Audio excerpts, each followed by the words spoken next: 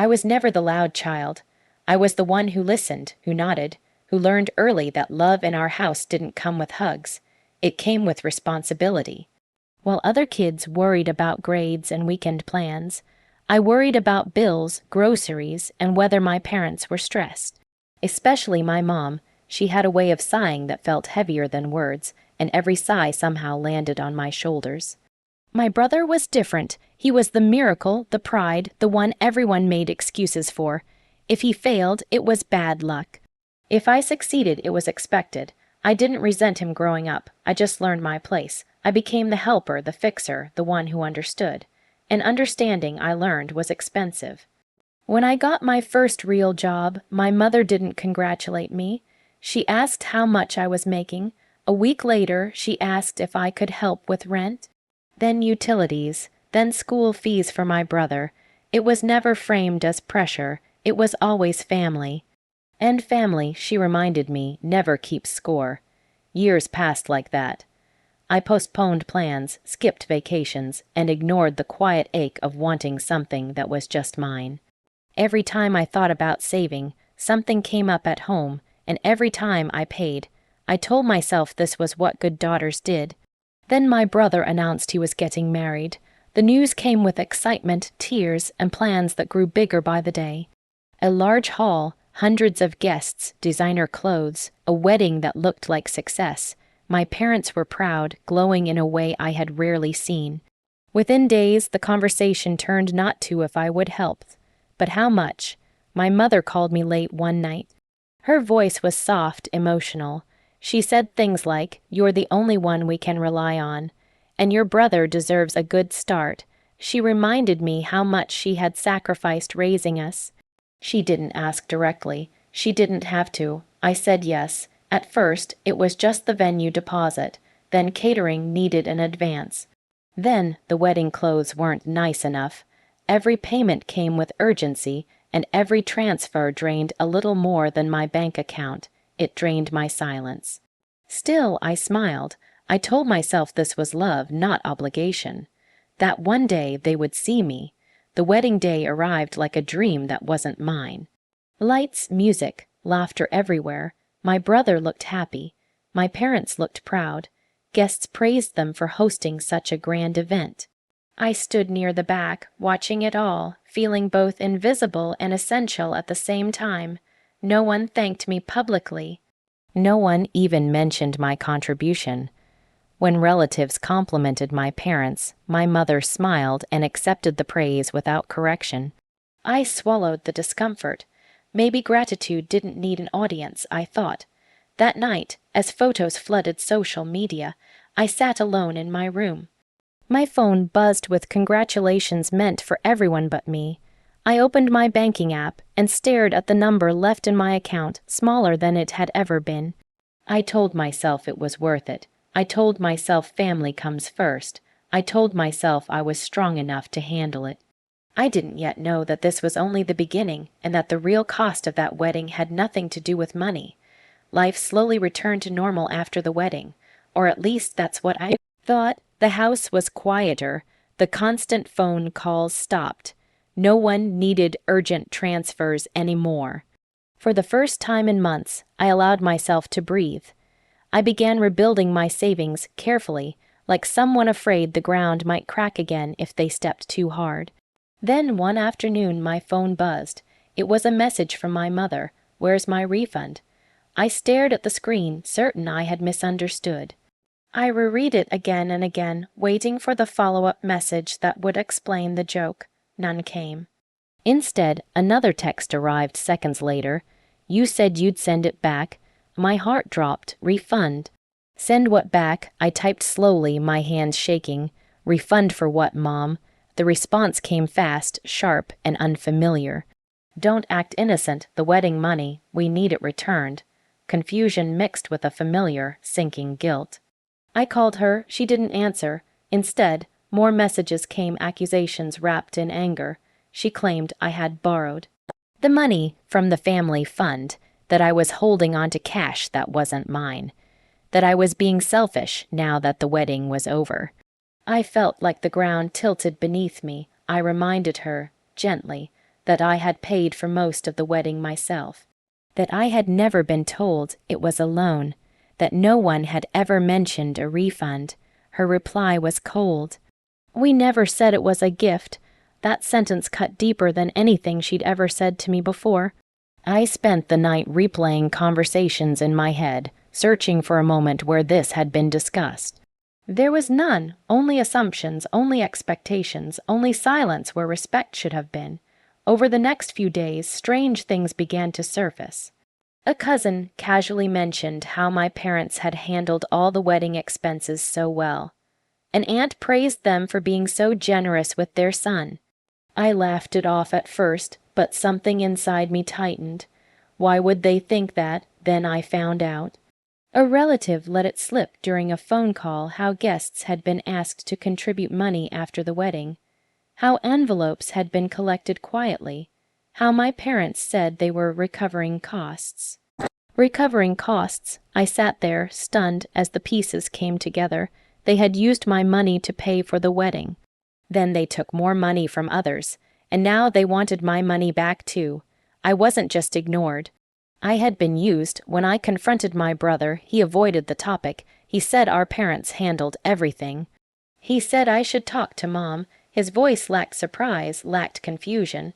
That silence told me more than any confession could. That night, my mother sent one last message. "You're disappointing us. After all we've done for you." I cried then, not loudly, not dramatically.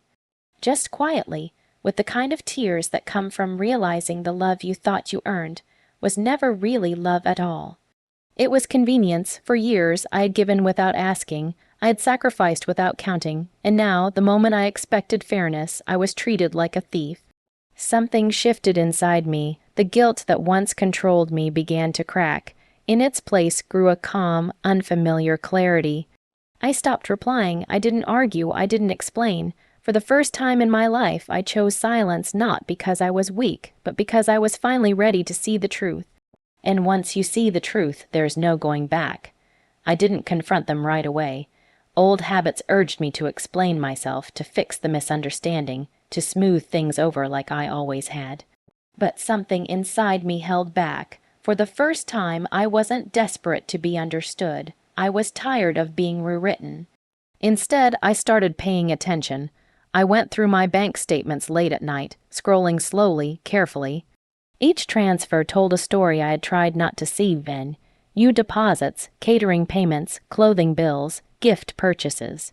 Dates lined up perfectly with the wedding planning timeline. I saved screenshots. I downloaded invoices.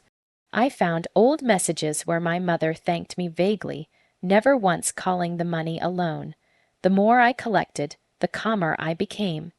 It wasn't revenge I was planning. It was clarity. Then came the family gathering. It was supposed to be a casual lunch, one of those gatherings where everyone pretends nothing is wrong. My parents sat proudly at the center. My brother and his wife arrived late, dressed well, laughing easily. No one mentioned the tension hanging in the air, but I felt it in every forced smile. At some point, money came up, as it always does. An uncle laughed and said, "You really spent a fortune on that wedding, but it was worth it. Everyone was talking about how generous you were." My mother smiled, basking in the praise.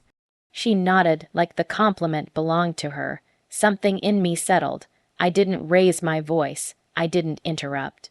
I simply waited until the conversation paused, then spoke.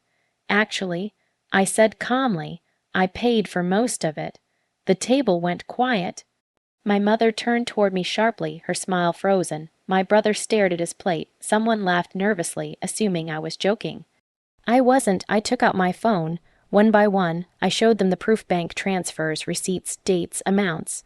I explained how I had covered the venue, the catering, the clothes. I didn't exaggerate. I didn't accuse. I just told the truth. The room changed. Questions followed, confusion, side glances. My mother tried to interrupt, saying it was family money, that things had been misunderstood. But facts don't bend easily when they're laid out clearly. My brother finally spoke weakly, saying he thought our parents had handled everything. But his voice lacked conviction. His wife looked at him, surprised, and not kindly, For the first time, I saw something I had never seen before. Accountability. The praise my parents had enjoyed moments earlier faded into awkward silence. The story they had told others began to unravel, thread by thread. No one yelled, no one caused a scene. The truth did all the work on its own. I stood up shortly after. I just wanted things to be clear. I said, that's all. No one stopped me as I walked out. Outside, the air felt lighter.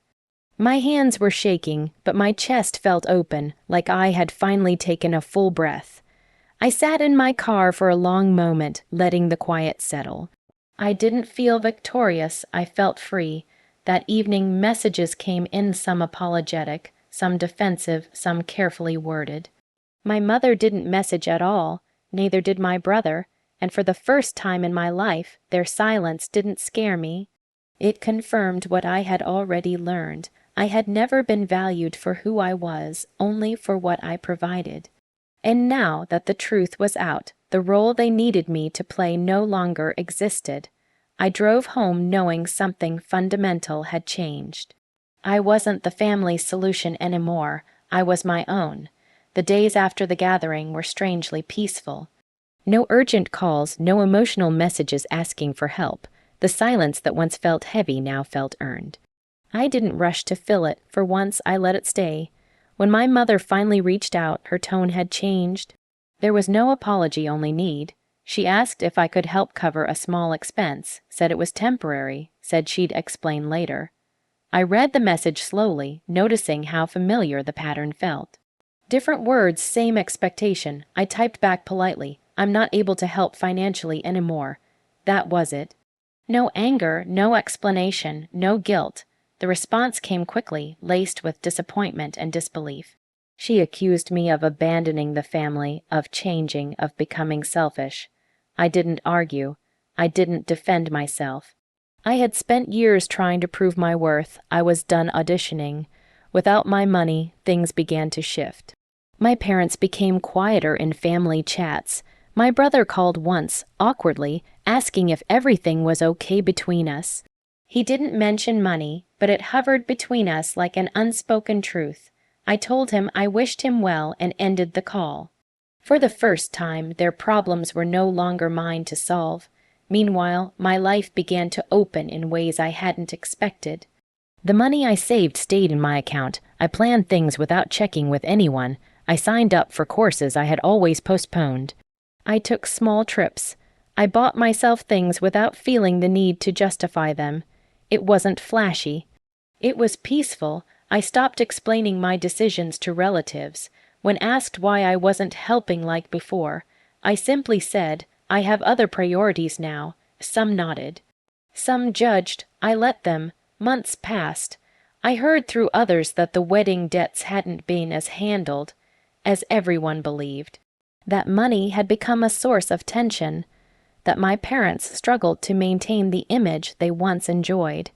That my brother's marriage had begun under pressure instead of celebration. I didn't feel happy about it. I felt detached. One evening, my phone buzzed again. A message from my mother. This time, there was no accusation. No demand, just a question, can we talk? I stared at it for a long moment. Then I locked my phone and placed it face down on the table. I made myself tea. I sat by the window and watched the city lights blink on, one by one. I realized something then. The sweetest revenge wasn't exposure. It wasn't confrontation. It wasn't even justice. It was choice. I had chosen myself, my time, my peace, my future. I had stepped out of a role that drained me and into a life that finally felt like mine. Later that night, I sent one last message. I hope you're well. Nothing more. I didn't wait for a reply. Because some endings don't need closure, they need distance. And as I went to sleep that night, I felt something I had never felt before. Not guilt, not anger, not obligation. Just calm, and that calm was worth more than every refund they could ever ask for.